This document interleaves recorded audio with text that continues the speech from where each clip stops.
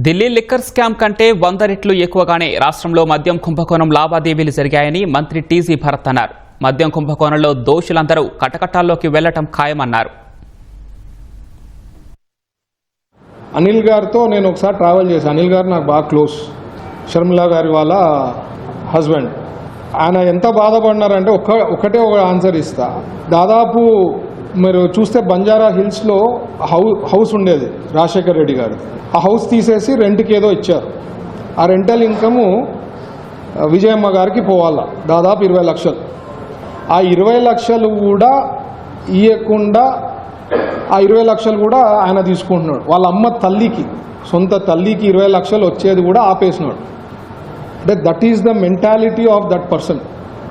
Liquor స్కామ్లో రేపు పోతాడా, ఎల్లుండి పోతాడా, సంవత్సరం తర్వాత పోడా అనేది అయితే నా దగ్గర ఆన్సర్ లేదు.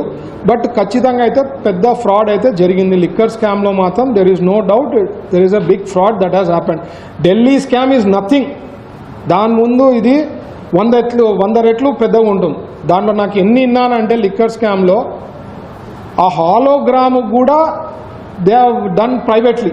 అసలు హాలోగ్రామ్ని ఎవరన్నా డూప్లికేట్ చేయాలంటే చాలా కష్టం.